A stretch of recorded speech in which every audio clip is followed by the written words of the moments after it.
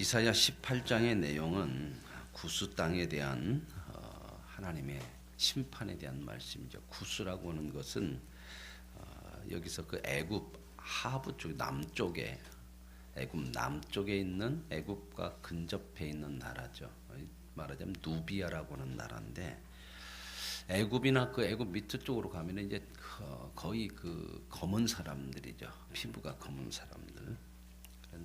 그래서 애굽과 이게 같이 붙어 있는 나라이기 때문에 애굽이 조금 혼란하면 이런 나라들이 치고 일어나서 애굽을 점령을 하게 돼서 그래서 애굽과 거의 비슷한 그런 나라라고 보면 됩니다. 그래서 그 애굽에 대한 그 구스 땅에 대한 심판의 말씀이 여기 나와 있고요. 19장은 애굽 그 가장 큰 나라였던 애굽에 관한 하나님의 심판에 대한 내용이 나와 있습니다. 23장까지는 이방 나라에 대한 하나님의 심판의 내용이라고 말씀을 드렸죠.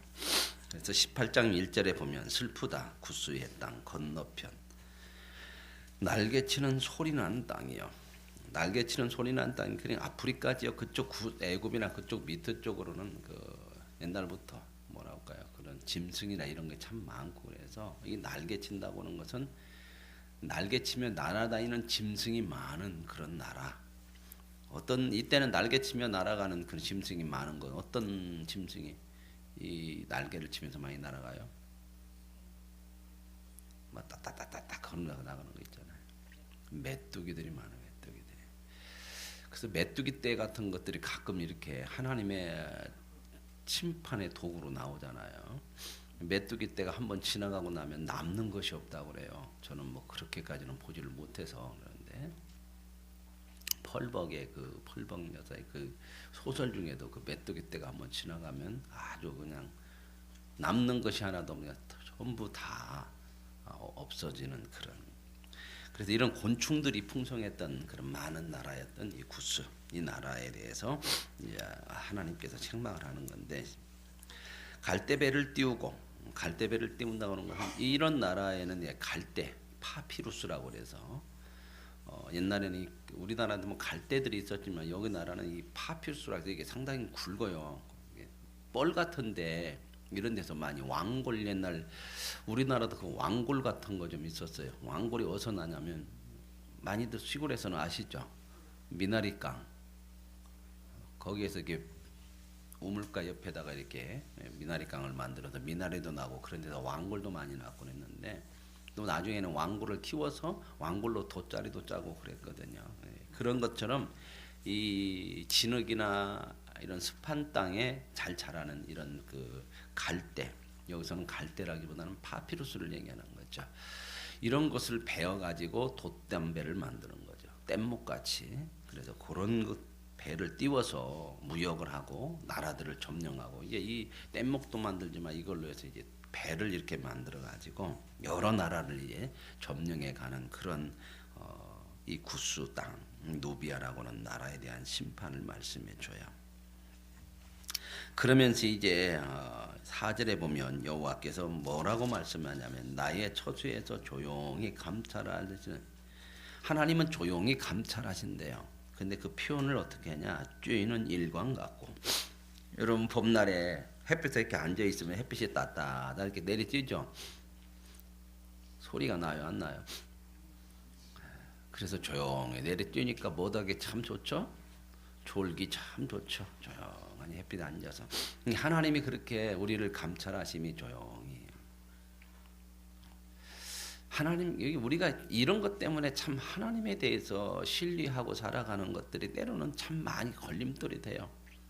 뭔가 크게 막 눈에 보이게 역사가 안 일어나니까 하나님이 정말 보시는 건가 계시는 건가 이런 것 참 많이 그럴 수 있죠.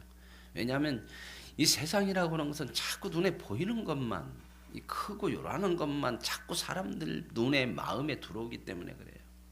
이게 이제 세상이 우리를 미혹하는 거거든요. 이런 모습은 그 엘리야도 있었거든요. 엘리야가 850대 1 갈멜산에서 그 바알의 제사장들하고 결투해서 이겼잖아요. 그때는 대단한 거잖아요. 사람도 많고 그러니까 막 시끌시끌하고 그러지 않겠습니까? 850대 1에서 하나님이 제단에 불을 내려서 다 태우고 자기가 승리했을 때 모든 백성들이 일어나서 막 하나님을 여호와를 찬양하고 그 우상 섬기는 제사장들을 다 죽이고 그럴 때 엄청난 승리였겠죠. 대단한 승리였겠죠. 그죠? 그럴 때 사람이 엘리야도 와 하나님이 살아계시는구나 이런. 또 하나님이 불로 보이셨잖아요. 재물을 다 태우고. 그래서 이제는 뭔가 힘을 얻어서 이제는 끝이 났구나. 이제 우리가 다 이겼구나. 그랬는데 그 소문을 듣고 아합의 부인 이세벨이 어떻게 하죠? 엘리야를 내가 죽이겠다. 내가 반드시 엘리야를 죽일 것이다 하고 사람들을 군사들을 모아서 엘리야를 잡으려고 하니까 엘리야가 너무 낙심이 드는 거죠. 이렇게 역사하시고 불로서 역사하시고 이런 승리를 주신 하나님께서 왜 지금 가만히 있냐 이럴 때 끝장을 내셔서 이제 완전한 승리를 주셔야 되는 거 아니냐 그런 마음이죠. 이제 그 마음이 오니까 하나님이 너무 작게 보이고 하나님이 역사하지 않는 것 같고 그 실망이 드는 거예요. 그래서 엘리야가 도망치죠. 광야로. 그리고 이제 가서 그냥 포기하고 누워버려요. 우리도 그런 때 참 많죠. 내 생각대로 뭔가 안 되어지고 이건 이런 때는 이렇게 했으면 되는 건데 그럴 때 그것이 되지 않을 때 우리 마음속에 절망이 오는 거죠. 그래서 우리는 뭐라고 그래요? 어제도 말씀드렸지만 성도는 세상의 보상을 보고 사는 게 아니에요. 의인은 오직 믿음으로 사는 거예요. 우리가 믿는 믿음이라고 하는 것은 바로 하나님에 대한 믿음이거든요. 이처럼 하나님께서 조용히 감찰하시는 거죠. 그러나 하나님이 없는 저와 여러분의 삶은 없는 줄로 믿습니다. 우리가 조용한 것 같아서 하나님 역사 없는 것 같아도 하나님 역사하시죠. 엘리야도 가가지고 그러고 누워있을 때 하나님 찾아오시죠. 그러면서 굴 밖으로 나오라게 하고 보이시잖아요. 큰 불이 지나가고 큰 바람이 지나가서 바위가 날릴 정도로 땅이 지진이 나고 그런 곳에 하나님의 음성이 없어요. 하나님 세미한 가운데 하나님의 음성이 들리죠. 우리가 참 이 세상 살면서 믿음 생활하는데 참 많이 그 방해되는 게 뭐냐면 세상의 능력과 성공이에요. 이것을 가지고 우리를 너무 많이 미혹하거든요. 세상에서 능력과 성공, 세상적인 성공이 없으면 인생이 실패하는 것처럼 이 세상이 우리를 만들어 버리기 때문에 이렇게 하기 때문에 그래서 이런 세상에서는 믿음을 가져야 돼요. 믿음이 없으면 못 살아요. 이길 수가 없어요. 믿음으로 살지 못하면 지는 거거든요. 그런 건 없이 더 큰 하나님, 그런 것마저도 다스려 가시는 그 하나님을 믿는 믿음이 저와 여러분에게는 하나님이 주신 진정한 능력인 줄로 믿습니다. 그래서 하나님은 조용히 감찰하고 조이는 일광 같고 가을 더위의 운무 같다. 가을에 일어나는 운무라는 거 알죠? 물 안개를 얘기하는 거죠. 그런 것들은 이제 햇볕이 나면 싹 사라지죠. 그런 것처럼 조용하게 이렇게 하나님이 이런다고 해서 하나님이 안 계시는 거 아니다. 세상은 이러거든요. 자기들은 요란하고 힘있고 이러는데 무슨 하나님이 계시냐는 거예요. 이런 세상에 힘이 최고지. 힘이 하나님이다. 근데 우리가 그 역사를 인간의 역사를 참 돌아봐도요. 힘이 하나님이 될 수 없잖아요. 결국 힘이 어떻게 됐느냐. 그 힘을 따르고 힘을 붙들고 가는 이 세상은 계속 망해가요. 싸우고 죽고 싸우고 죽고 더 큰 힘 앞에 무릎 꿇고 더 큰 힘 앞에 무릎 꿇고. 그래서 결국은 하나님께서 이런 조용한 사람들이 참 느끼기에 역사가 없는 것 같은데 그 하나님이 어떻게 해요? 추수하기 전에 꽃이 떨어지고 포도가 맺혀 익어갈 때에 내가 낫으로 그 연한 가지를 베며 퍼진 가지를 찍어버려서 하나님의 심판이 있다고 하는 겁니다. 그래서 독수리들이 들짐승들이 그 시체를 먹을 정도로 그 황폐하게 만드는 그런 하나님의 심판을 말씀하고 있거든요. 그래서 이제 7절에 바로 이게 하나님의 심판의 때죠. 그때에 이제 19장으로 넘어오면 그날에가 계속해서 반복되거든요. 하나님의 때, 하나님의 날. 우리가 보세요. 내가 원하지 않는 시간도 지나가요, 안 지나가요? 이 날은 이런 때는 없었으면 좋겠다 그러는 때도 내 마음대로 없어요, 아니면 있어요. 원하지 않는 때도 오죠. 하나님이 없다고 그러면 없는 건가? 없다고 하고 안 믿는 것보다 더 중요한 것은 뭔 말이에요? 하나님이 계신 것이 사실이라는 사실이에요. 내가 사실이 아니라 해서 사실이 없어지는 거 아닙니다. 내가 안 믿는다고 해서 있는 것이 없어지는 거 아니에요. 근데 사람들은 그렇게 생각해. 내가 안 믿으면 없고 내가 없다고 하면 없는 거야. 그게 참 사람들이 그게 확신이고 지혜고 세상의 믿음이라고 그러는데 그게 얼마나 어리석은지 몰라요. 꼭 머리 쳐박은 꽁 같아. 눈 쪽에다 쳐박고 내가 안 보이면 다 안 보여. 우리 이런 것에서 눈을 뜬 사람들이거든요. 그래서 믿음의 사람들은 믿음을 가지고 살아야 하나님이 보여준 영적인 세계를 알고 하나님의 진정한 가치와 하나님이 주신 진리와 생명들을 알고 살지, 믿음 없으면 똑같아져 버려요. 믿음으로 살아야 됩니다. 하나님에는 믿음이야. 무엇보다도 우리의 믿음을 키워내시고 그 믿음을 더 하나님께서 주시는 그 믿음으로 세워갈 수 있는 은혜가 있기를 원합니다. 7절에 그때의 강들이 흘러나누는 나라의 장대하고 준수한 백성. 이건 어느 나라를 얘기해요? 이 구수 땅의 백성들 얘기하는 거죠. 시초부터 두려움이 없고 이 사람들은 키가 굉장히 큰 사람들이었어요. 검고 키가 크고 영화 같은 건 300이라고 하는 영화 혹시 보셨는가 물론 거기에 그 누구예요? 왕을 제가 이름 잊어버렸어요. 그 왕이 누구의 남편이냐면 이제 깜빡깜빡하네. 죽으면 죽으리라 누구죠? 에스더. 아수에르 왕 에스더의 남편이거든요. 그런 나라들이에요. 그때 보면 이렇게 딱 그 왕이 막 귀걸이 막 이렇게 하고 막 치렁치렁 섰을 때 엄청나게 키 크죠. 목사님만 영화 봤지 우리는 봤 거 아니에요. 그런 건 영화는 한 번씩 보면 좋아요. 역사적인 내용들이 참 많아요. 그런 것들은. 그 성경에 나오는 한 부분들의 얘기예요. 그런 것들. 여기서 보면 장대하고 준수한 백성, 막 키가 크고요. 이 사람들은 몸이 아주 날렵해요. 뚱뚱하지 않아요. 이런 사람들. 그러니까 막 세계를 제비하려고 그러죠. 지배하려고. 시초부터 두려움이 되고 강성하여 대적을 밟는 백성이 결국은 하나님의 심판을 통해서 이제 어떻게 한대요? 여호와께 드릴 예물을 가지고 만군의 여호와의 이름을 두신 시온산에 이르리라. 하나님이 원하시는 건 뭐냐면 세상을 다 심판하는 것이 아니라 세상도 하나님의 심판을 통해서 하나님을 알게 해서 하나님께 돌아오게 하려고 하는 거죠. 근데 이 일이 이루어졌어요? 안 이루어졌어요? 구약 시대에는 누구만 하나님 믿었죠?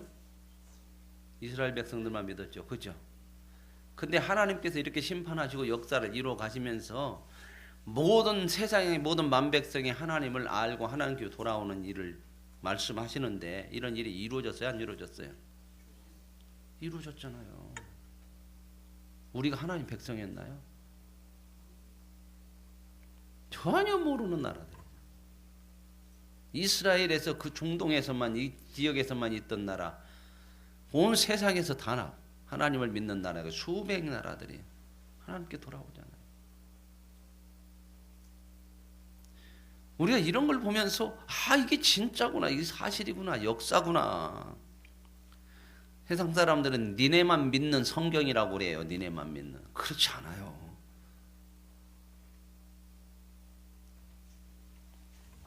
오늘 저와 여러분이 이 역사의 주인이신 하나님, 그 하나님이 저와 여러분의 주가 되시고 아버지가 되시고 저와 여러분에게 믿음의 근원이 되어주시는 줄로 믿습니다. 이제 19장으로 넘어오면 애굽에 관한 경고죠.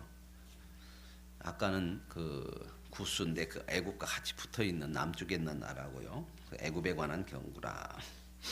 보라 여호와께서 빠른 구름을 타고 애굽에 임하시리니 이 구름이라고 하는 것은 하나님의 임재의 상징을 구약에서는 항상 이렇게 나타냈었어요. 애굽의 우상들이 그 앞에서 떨게 했고 애굽인의 마음이 그 속에서 녹으리로다. 그러면서 2절에 보면 이런 일이 있어요. 내가 애굽인을 격동하여 애굽인을 치리니. 이게 뭔 말일까요? 애굽인을 격동해서 애굽인을 쳐. 하나님이 이렇게 심판하신데 뭐가 일어나게 해요? 내분이 일어나게 하는 거야. 자기들끼리 싸우는 거죠. 참 하나님 없이 살면 이런 거 참 많죠. 싸움 참 많아요. 그래서 우리가 이런 싸움들 이런 것들은 참 하지 말아야 되는 것들이거든. 교회 안에서도 그래요. 내분을 일어나면 상해. 그래서 교회 안에서는 끼리끼리가 진짜 나쁜 거예요. 고린도 교회를 그렇게 바울이 책망하면서 고린도 교회가 대단한 교회였거든요. 지식이 있고요. 똑똑한 사람들이 굉장히 많아요. 세상적인 똑똑이가 아니라 하나님의 말씀에 대해서 똑똑한 사람. 전도 열심히 하는 사람 많고 은사로 많은 은사가 일어나고 그랬는데도 바울이 고린도 교회를 향해서 어린 애기라고 얘기해요. 어린 나이와 같아서 젖으로밖에는 먹일 수가 없다. 왜요? 그 이유를 뭘 얘기해요? 파당이 있다. 파당. 어디 가서 교회 안에서 특별히 끼리끼리 파당을 짓는 것은 하나님 앞에 굉장한 책망받을 거예요. 왜냐하면 하나님은 이런 사람들을 모아서 하나 되게 하는 거잖아요. 세상은 이렇게 살거든요. 자기들끼리. 근데 교회라고 공동체는 표현을 뭐라고 그래요? 머리가 누구고 지체는 그 표현이 뭐라고요? 머리와 지체가 서로 이렇게 몸으로 비유한다는 것은 하나라는 것을 얘기하는 거거든요. 이 죄의 특성이 뭐냐면 자꾸 나누고 싸우는 거예요. 그래서 예수님이 그 죄를 대속하기 위해서 무슨 제물이 됐죠? 화목이라는 게 뭐예요? 땔감을 얘기하는 거 아니요. 그죠? 화평하게 하는 거예요. 화평하게. 근데 이 화평을 깨는 게 뭐냐면 죄요. 죄가 들어옴으로 하나님과 우리 사이가 깨졌잖아요. 그래서 화목제물이 돼서 하나님과 우리를 화목하게 했어요. 그리고 또 화목하게 하는 직책을 주어서 사람과 사람 사이를 화목하게 해요. 이게 하나님의 나라의 가장 큰 특성이에요. 근데 그런 교회에서조차 이런 것들이 일어나면 이건 진짜 하나님 앞에 책망받는 거거든요. 근데 교회들이 참 이런 게 많아요. 싸우고 나누어지고. 물론 나누어져서 또 교회가 세워져 가기는 해요. 그거 인간이 잘해서 그런 거 아니에요. 하나님이 그나마 만들어 가시고 세워 가시는 은혜가 있기 때문에 그래요. 그래서 참 여기 보면 주의 모습이 나오잖아요. 하나님 심판하면. 애굽인을 격동하여 애굽인을 치니 각기 형제가 형제를 치고 이웃을 치고 성읍이 성읍을 치고 나라가 나라를 칠 것이요. 이게 이제 세상 죄악의 모습이고 이게 하나님의 심판이에요. 하나님 없으면 이런 일이 끊임없이 일어나요. 그래서 사도 바울이 뭐라고 그래요? 서로 다투지 말라. 서로 피차 물고 먹으면 멸망한다. 그래서 애굽인의 정신이 그 속에서 쇠약할 것이고 그의 계획을 내가 깨뜨리니. 애굽인의 정신을 여기서 얘기하는 것은 애굽에서 최고의 지혜들이 나오거든요. 역사 속에서 보면 애굽 사람들의 지혜가 대단했어요. 거기서 의술, 뭐 점성술, 뭐 하여튼 똑똑하다는 건 다 많고. 지금도 그 불가사의잖아요. 피라미드 같은 거 어떻게 그렇게 만들어서 그 그냥 무작정 진 것이 아니라 너무 과학적이라는 거예요. 지금 과학으로도 풀기가 어려울 정도로 계산이 이렇게 돼 있고 이런 부분들. 근데 하나님께서 그런 것들을 다 수약하게 할 것이요. 근데 세상 것이 이렇게 막 강하고 크니까 그 자기의 힘을 믿어요. 사람은요 힘을 가지면 꼭 그걸 붙들게 돼 있어요. 왜요? 아까도 말씀드렸죠. 하나님은 안 보이고 세상 것은 눈앞에 보이고. 하나님은 조용하게 역사하시는데 감찰하시지만 우리는 그것을 하나님이 안 보는 것처럼 눈에 보이는 것이 힘인 것처럼. 그래서 이렇게 애굽도 이런 모든 강한 것이 있는데 하나님이 다 깨뜨린대요. 우상, 마술사, 신접한 자, 요술계. 애굽에는 이런 마술사, 요술사 이런 게 참 많았죠, 그죠? 그게 이제 출애굽 모세가 애굽에 갔을 때 모습을 보면 알죠. 마술사들 많잖아요, 왕 주변에. 지팡이 던져가지고 뱀 되게 하고 그랬더니 그거 따라서 해요, 안 해요? 해요. 하나님의 역사와 비슷하게 해요. 이런. 대단한 세상의 능력이죠. 그런데 이런 애굽을 어떻게 하겠다? 4절에 내가 애굽인을 잔인한 주인의 손에 붙이리니 포악한 왕이 그들을 다스리겠다. 하나님이 심판하신대. 근데 어떤 나라요? 잔인한 주인이래. 이게 누구냐면은 애굽을 망하게 하는 아수르라고 하는 나라요. 보세요. 세상은 어떻게 한다고요? 힘으로 망해요. 계속 힘으로요. 그래서 5절에는 이제 애굽을 심판하는데 바닷물이 없어지겠고 강이 잦아서 마르겠고 강들에서 악취가 나니까 물이 없어지니까 애굽의 강물이 줄어들고 갈대 이런 것들이 없어지니 이제 배도 못 만들고 이게 무슨 강일까요? 애굽의 유명한 나일강이에요. 지금 가보면 이 나일강은 많이 썩었더라고. 애굽이 지금 굉장히 못 사는 나라잖아요. 어렵잖아요. 그 피라미드 그 관광 그걸로 먹고 살아. 어려워. 근데 그 피라미드 있는 데 가보면 아이들이 그렇게 많이 와. 아이들이 신발도 하나 안 신은 막 시커먼 애들이 막 와서 막 돈 달라고 한 푼 달라고. 참 그런 거 바라보면서 역사의 아이러니를 느껴요. 그 엄청난 대제국이 오늘날 이런 모습들을 참 구걸하고 우리가 참 바라봐야 될 게 뭘까? 저는 그거 거기 가서 그거 바라보면서 그 피라미드나 이런 거 보면서 참 웅대한 것도 있고 막 사람들은 그런 거 있지만 저는 조금 마음이 좀 다르더라고요. 그 막 한 푼 달라고 하는 아이들 또 그거 이렇게 비교하고 이렇게 보면서 참 그런 생각 많이 했어요. 어마어마해요. 그 돌 하나가 크기가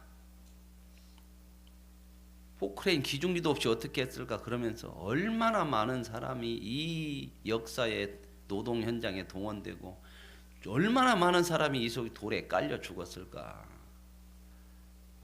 그 피라미드 보면서 그 많은 사람들의 그 피를 좀 보려고 보니까 참 마음이 그러더라고. 웅장하고 그것보다는 참 그런 것들이 많이 느껴지더라고. 저는 거기 가서.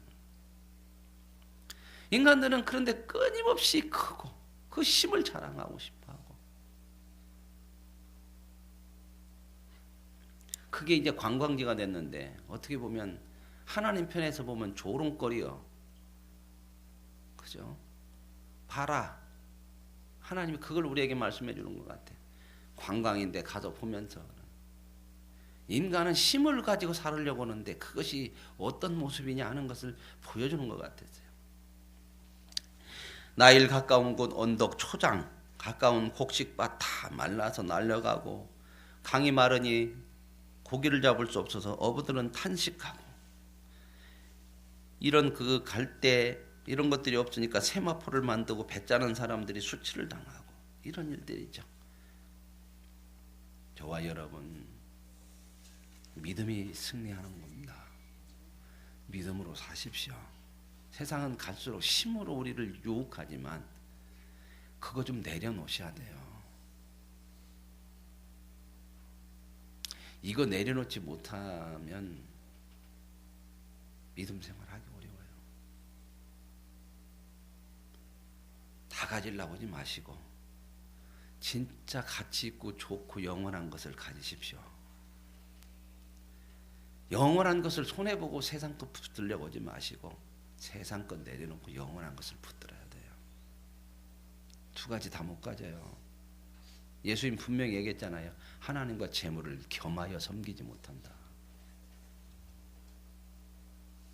근데 손해 안 보려고 하잖아. 끝까지. 이런 것들을 다 보셔요. 11절 소환의 방백은 어리석고, 소환이라고 하는 것은 뭐냐면 애굽의 수도였어요. 옛날 수도. 그 수도의 최고의 지혜들, 왕의 방백들 있잖아요. 그 지혜가 어떤 것이냐? 어리석은 거다. 결국 망하는 것으로 가는 건데요. 바로의 가장 지혜로운 모사의 책략이 우도. 나라가 망하는데 막아내냐? 못 막아내더라. 뭘 보냐? 하나님을 경외함이 지혜의 근본입니다. 이거 없이는 세상의 지혜도 지식도 결국 망하는 거야. 너는 지혜로운 자가 어디 있느냐? 그래서 소환의 방백들은 어리석고 노베 방백들은, 노비라고 하는 것은 남부 수도, 하부 그 애굽의 하부 쪽에 수도였어요. 몇백 년간. 노비라고 하는. 거기에서도 뛰어난 사람들이 많죠. 왕의 모사들. 그래서 이 사람들이 애굽의 종족들의 모퉁이들이야, 이 사람들은. 그런데 애굽을 그릇가게 해요. 지금 미국이라고 하는 나라도 지금 요즘 막 무역 전쟁이 일어나죠. 관세 폭탄 내리잖아요. 25%씩 관세 때리겠다는 거예요. 지금 미국 내에서도 그 트럼프가 속해 있는 공화당 내에서도 지금 반대가 심해요. 그게 뭐냐면 보호무역이거든요. 우리나라만 보호하겠다는 거예요. 그러면 이제 다른 나라 가면 유럽에서도, 유럽연합에서도 지금 이제 공격을 하고 지금. 그러면 우리도 때린다. 니네 수출하는 거, 수입하는 거, 수출하는 거 우리도 다 우리나라 들어올 때 관세 다 때리겠다. 아, 그렇게 하지 않겠습니까? 다른 나라들은 다 당하겠습니까? 미국은 뭐 자기네 나라 수입만 갖고 사나요? 자기도 수출해야 사는데. 성공 못한다. 지금 이런 얘기 했는데 트럼프는 밀어붙이죠. 우리나라도 지금 상당히 심각한 문제가 걸렸어요. 이게 막 심으로 가려고. 참 역사를 보면서 저는 그런 걸 보면서 참 그래요. 째째 죽겠어요. 좀 힘있고 큰 놈들이 좀 베풀면 안 되나? 근데 세상은 그럴 수가 없는 거야. 그게 힘이니까. 그거 없으면 죽는다고 생각하니까. 세상 말로 있는 놈이 더요. 그죠? 있는 나라가 더야. 근데 그것을 보고 세상을 한탄하고 있을 수가 없어요. 왜요? 세상은 언제나 그랬으니까. 여기도 그랬어요. 언제나. 애굽이라는 나라가 강대 나라죠. 다 힘만 있으면 지배하고 정복하고. 지금은 나라로 정복 않지만 뭘로 다 정복하려고 그래? 정치, 경제로. 다 자기 밑에 놓고 이용하려고 하고. 저희 집사람이 그래요. 어떻게 해야 우리나라는 통일돼요? 지금 뭐 이렇게 왔다 갔다 하고 지금 김정은이 뭐 상당히 이렇게 정상회담 제안하고 어떻게 해야 통일되냐? 저도 몰라요. 그건 목사가 뭐 제가 보고 알겠어. 제가 그랬어요. 남과 북 당사자들이 정말 해야겠다고는 의지 없으면 통일 못 돼요. 우리나라 우방은 미국이죠. 이북의 우방은 중국, 소련이라고 그러잖아요. 그러죠? 우방이지만요. 다 자기네 나라 위해서 이익을 위해서 이용하는 겁니다. 그 사람들은 우리나라 통일되는 거 원하지 않아요. 이제 만약에 이제 통일로 가게 된다면 자기들의 유익을 따라서 또 그런 움직일 거예요. 갈등이 있어야 이용하고 좋거든. 여러분 사탄이 이렇게 사람들을 이용해요. 교회 안에서 그것도 그래요. 갈등이 있고 참 이런 게 엄마 있고 불평 있는 사람을 참 많이 이용해요. 그런 사람들은 넘어가기가 쉽거든. 이달에 빠진 사람들도 대부분 보면 그런 사람들이에요.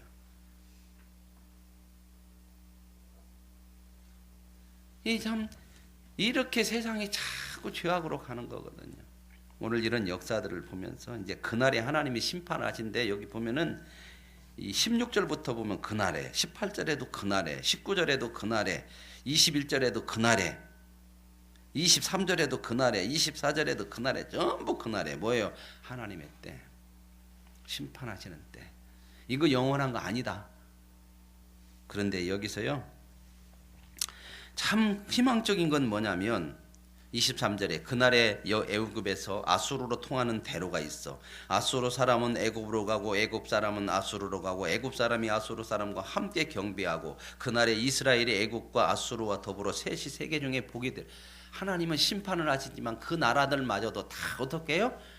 하나님을 섬기는 복 있는 나라로 서로 왕래하며 교류할 수 있는 나라가 되게 하시는 것이 하나님 목적인 줄로 믿습니다.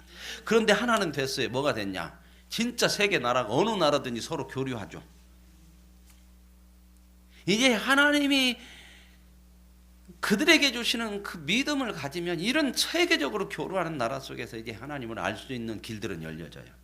복음이 그 복음을 전하려고 이 교류가 되어지는 게 아니요.